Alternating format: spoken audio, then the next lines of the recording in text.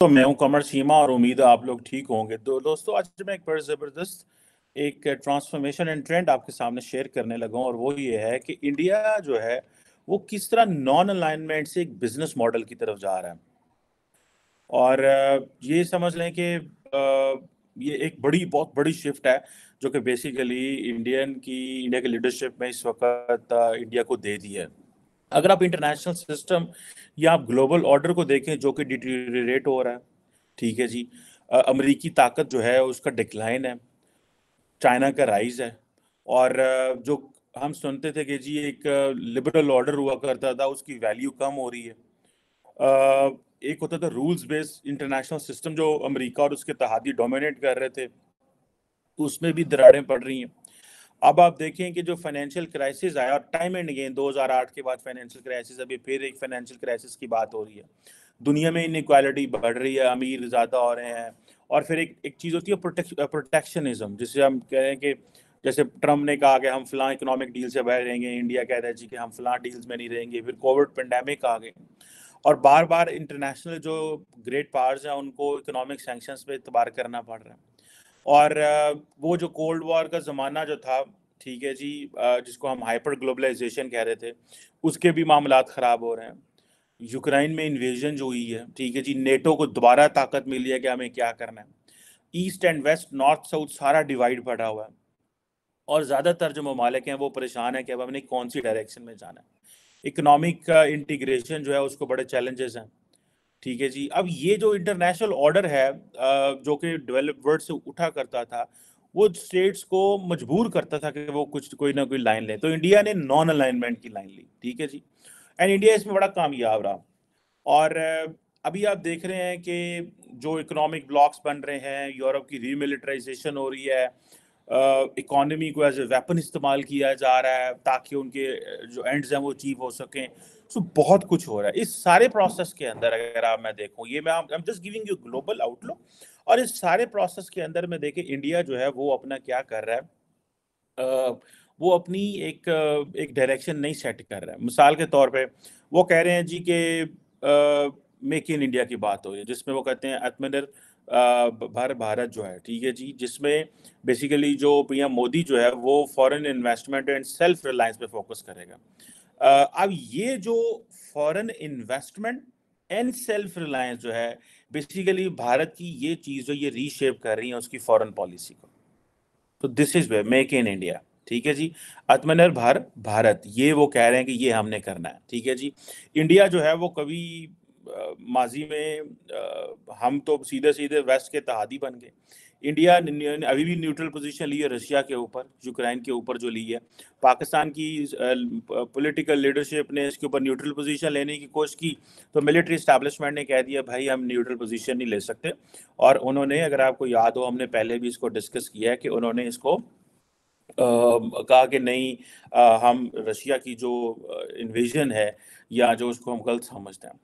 अब अब ये जारी बात है कि इंडिया जो है वो न्यूट्रल है, एक तरफ वेस्ट का इत्तेहादी है, फिर दूसरा आंखें भी दिखा रहा है आजकल इंटरनेशनल कम्युनिटी को। और अगर मैं तो अक्सर मुलाकातें होती रहती हैं, बातें करता रहता हूँ इधर उधर, एंड आई हैव नोटिस्ड, और ये बातें हो रही हैं कि भाई इंडिया जो है वो थोड़ा एग्रेशन शो कर रहा है, ठीक है जी। जिस तरह के डॉक्टर जयशंकर ने अगले दिन इजिप्ट में ये कहा कि इट्स नॉट मी, जो मैं सख्त बातें करता हूँ, मैं ऐसा नहीं हूँ, लेकिन मैं मुल्क की बात कर रहा हूँ, ठीक है। So the west is taking the cognizance of all this कि ये क्या रहे हैं। उनको इनकी ज़रूरत भी है, लेकिन वो मजबूर फंसे भी हुए हैं। खैर, इसी चीज़ का जारी बात है, स्टेट्स हमेशा फ़ायदा उठाते हैं। अब ये जो कोल्ड वॉर की पॉलिसी थी नॉन अलाइनमेंट की, ये बेसिकली और रशिया के साथ जो इनकी मोहब्बत थी, अब चीज़ें बदलती नज़र आ रही हैं। इंडिया ने अपनी पोजीशन जो जस्टिफाई की, उन्होंने कहा जी कि हम जो नेशनल इंटरेस्ट को देखेंगे, हम दुनिया की किसी आइडियोलॉजी में नहीं जाएंगे, हम जियो इकोनॉमिक को देखेंगे, और हम रियल पॉलिटिक्स से ऊपर जाना चाहते हैं, ठीक है जनाब। ये इन्होंने अमेरिकन को और बाकियों को कहा। अब ये जो चीज़ मैं आपको बता रहा हूँ कि ये अब जारी बात है वो और चीज़ में जा रहे हैं। अब इनकी देखें कि पिछली जो गवर्नमेंट थी, मोदी गवर्नमेंट जो है, वो जारी बात है वो एक ग्लोबल साउथ की बात कर रही है।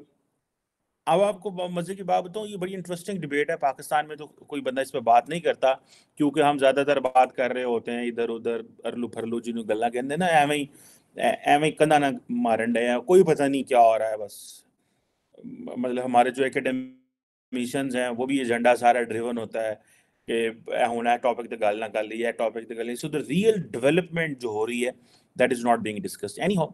अब ये जो मोदी गवर्नमेंट का ये जो ग्लोबल साउथ की बात करना है, ठीक है जी, अब ये एक डिफरेंट चीज है। अब वो अब वो नॉन अलाइनमेंट की बात भी नहीं कर रहे, ठीक है जनाब। वो क्या बात कर रहे हैं, ग्लोबल साउथ की बात कर रहे हैं। और वो उसमें वो कह रहे हैं कि जी जो हम डेवलप कंट्रीज के पार्टनर बनना चाहते हैं, ठीक है जी। अब इंडिया समझता है कि उसके जो बैलेंसिंग एक्ट वो कर सकता है, वो ट्रेड किससे कर सकता है, अपनी इकोनॉमी की वजह से कर सकता है, अपनी energy, defence, pharmaceutical and hi-tech technologies की वजह से वो चीज़ें बेहतर कर सकते हैं। India obviously major economic partner है दुनिया का और फास्टेस्ट ग्रोइंग इकोनॉमी है। आईएमएफ ने भी इसको कह दिया कि इसकी जो जीडीपी है वो 6.8% है, यानी कि 6.8% है।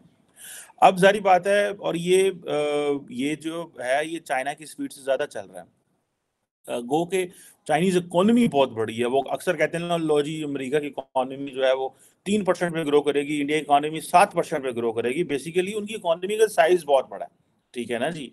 वो ट्रिलियंस ऑफ डॉलर की इकोनॉमी है, ये 3 बिलियन ट्रिलियन की। तो वो उस हिसाब से वो उसको देख रहे होते हैं, ठीक है जी।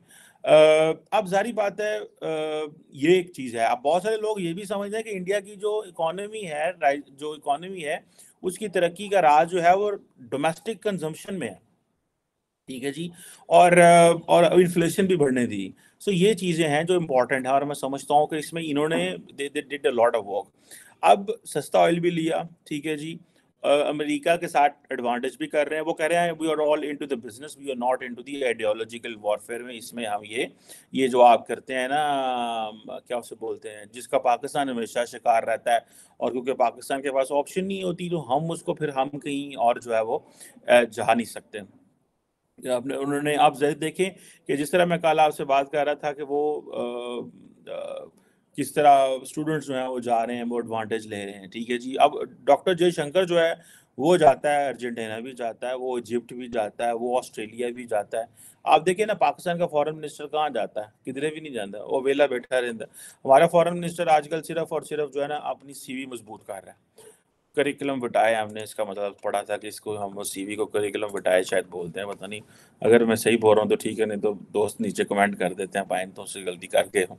ठीक है जी, सीवी जनाब मजबूत कर रहे हैं कि मैं कल को एक अच्छा वजीर आजम बन सकता हूँ। और मैं समझ रहा हूँ कि क्या हो रहा है, साथ साथ वो सारी बात है मुल्क का काम भी कर रहे हैं। लेकिन ज़्यादातर यहाँ पे इंडिविजुअल पार्टी के इंटरेस्ट देखे जाते हैं। India has reach to the point, वहाँ पे जो डॉक्टर जयशंकर है वो बाबा हो गया है। मतलब उसने पूरी ज़िंदगी वो as a career diplomat, no as a foreign minister. उसको उसको जो है ना वो मोदी जी की आशीर्वाद है कि तुसी जनाब जुड़ जाया करो, जिथे जाते हो ना जुड़ जाओ, बी टफ। तो ये चीज़ें हैं। खैर एनी हाउ, इंडिया जो है वो मैं बता रहा था कि वो हर जगह जा रहे हैं, they are meeting people and they are talking. So global south की बात कर रहे हैं, ठीक है जी। अब जारी बात है कि ये जो चीज़ है वो, जैसे फॉर एग्जांपल ये इंपॉर्टेंट चीज़ें हैं कि भाई ग्लोबल साउथ में वो क्या चीज़ है। अब पाकिस्तान ने जिस तरह चाइना के साथ मिलकर JF-17 थंडर बनाया है, अमेरिका जो है उसने वो F-16 की बात है, MiG-35 चल रहा है। ठीक है जी। अब मेरा ख्याल है ये तेजस वगैरह की बातें कर रहे हैं कि भाई हमें जो ये चाहिए ताकि हम लोग एक अफोर्डेबल अल्टरनेटिव F-16 का, और हम उसके मुकाबले में भी आ जाएंगे। अब ये तेजस जो है ये basically cheapest light weight combat aircraft है जो कि अवेलेबल है, और इंडियन एयरफोर्स के पास ये मौजूद है। और I think they are working on that के जी। और उन्होंने तेजस वगैरह को बड़ा प्रमोट किया है। अभी रिसेंटली इजिप्ट में भी जाके भी राजनाथ सिंह साहब वहाँ पे गए थे, और ये सारी बातें उन्होंने कहानियाँ सुनाई वहाँ पे लोगों को। इस तरह फिलिपाइन को आप देख लें कि वो उनको $375 मिलियन की एक डील की कि वो सुपरसोनिक ब्रह्मोस मिसाइल, वही मिसाइल है जो साढ़े छुट गया सी साढ़े को लाग, इधर मियाँ चनू में आग गिर गया था, ये वही मिसाइल है। बाद में मुझे पता चला कि इंडियन जहाँ जाते हैं वो दसदे रहंदे ने कि नहीं नहीं नहीं नहीं, ਉਹ ਤੇ ਸਾਡੇ ਕੋਲ ਐਵੇਂ ਛੁੱਟ ਗਿਆ ਸੀ, ਉਹ ਤੇ ਅਸਾਂ ਤੇ ਐ ਖੇਡਣ ਖੁੱਡਣ ਡਏ ਸਨ ਸਾਡੇ ਮੁੰਡੇ। ਸਾਡੇ ਮੁੰਡੇ ਖੇਡਣ ਡਏ ਸਨ ਤੇ ਵਿੱਚ ਨਿਕਲ ਗਿਆ, ਉਹ ਗੋਲੀ ਚੱਲ गई। तो that is not, they did it deliberately, although they came up with this idea कि वो जी हमने 4 लोग फारग कर दिए हैं। ना वो फारग किए हैं कि नहीं किए ये भी हमें नहीं पता, लेकिन दाल में कुछ काला रहता है। लेकिन फिर भी उन्होंने आई थिंक दे दे मेड दी फिलिपाइनी फिलिपीनियों को उन्होंने एग्री कर लिया कि भाई $400 मिलियन कटो, $375 मिलियन कटो, तो ए पैसे फड़ाओ तो ए माल ले लो। सो ये जो चीज़ है, अब इंडिया की जो डिफेंस प्रोडक्शन है उसमें वो काफ़ी काम कर रहे हैं, लेकिन the first and on this is कि वो पहले खुद वे ये बिजनेस मॉडल जो बना रहे हैं पहले वो अपने वे ये करेंगे। जब अपना रिलायबल हो जाएंगे, वैसे तो चाइना भी बहुत सारा वेपन इंपोर्ट करता है, China is a big economy, लेकिन छोटे छोटे ममालिक को वो जाके ये चीज़ें पिच कर रहे हैं। और जारी बात है कि ये जो इसी तरह की चीज़ें हैं, फिर इनकी जो DRDO है वो भी इस पे काफ़ी काम लगी हुई है, जो defence research and development organisation है वो काफ़ी काम कर रही है। अब अगर आप ये देखें कि इंडिया की पार्टिसिपेशन हो Y2U2 में हो, रशिया के साथ हो अलहदा एंगेजमेंट हो, SCO में अलहदा एंगेजमेंट हो, क्या उसको बोलते हैं ये चीज़ें जो हैं क्वाड अलहदा हो, ठीक है जी, ये सारी चीज़ें दे टेल द केस कि भाई वो अपनी ऑटोनॉमी की तरफ जा रहे हैं और वो अपनी जिसे कह लें कि एक इंडिपेंडेंट पोजीशन पे जा रहे हैं। और जैसे फॉर एग्जांपल रिसेंटली IT-U2 में हमने इस पर डिस्कशन भी किया था कि $2 बिलियन की फूड सेक्टर इंडस्ट्रियल पार्क बन रहे हैं इंडिया के अंदर, ठीक है जी। $330 मिलियन की एनर्जी प्रोजेक्ट आ रहे हैं मोदी के होम टाउन। आपको पता है हर चीज़ मोदी के होम टाउन जा रही है। This is a one view and I have spoken to few Indians, उन्होंने कहा कि ऑब्वियसली इसमें ये हो रहा है, लेकिन ये स्टेट्स के दरमियान एक खींचातानी है इंडिया के अंदर, विच इज़ गुड। जैसे अमेरिका के अंदर स्टेट्स के दरमियान खींचातानी है, ये पाकिस्तान में भी होनी चाहिए। लेकिन पाकिस्तान में क्या होता है, क्योंकि हर चीज़ मरकज़ डील करता है, ठीक है जी। अब ये जो मोदी जी का विजन है कि मेक इन इंडिया करेंगे और इस तरह की चीज़ें करेंगे, ये बड़ी इंपॉर्टेंट है and that is giving them sort of an independence दे रहा है। और अब इंडिया कहता है कि दुनिया मल्टीपोलर वर्ल्ड होनी चाहिए, ठीक है जी। अब मल्टीपोलर वर्ल्ड होनी चाहिए, लेकिन at the same time India is getting into the bipolar, और वो है कि India is getting under the influence of the America and the west. ये जो आप रशिया के ऊपर उनकी पोजीशन बदल रही है, दुनिया को वो कह रहे हैं कि जनाब हाँ हाँ हाँ हम लगे हुए हैं, हम देख रहे हैं और इस तरह की चीज़ें हमने उसको कहा है पुतिन को, लेकिन एट द सेम टाइम वो ये भी समझते हैं कि पाइन जो है वो अमेरिका से जो डिविडेंड्स हैं वो बहुत बड़े हैं जो एज कम्पेयर टू रशिया। सो एक उन्होंने बात कर दी मोदी जी ने उसके सामने बैठ के, अब सारा वेस्ट उसको कोट करता रहता, देखो ना मोदी ने है क्या सी, देखो ना मोदी ने है क्या सी, ठीक है। मतलब it is not going to work, लेकिन at the same time India समझता है कि मल्टीपोलर वर्ल्ड से मुराद यह है कि हमें भी इतना सा शेयर दें सारी पावर स्ट्रक्चर में।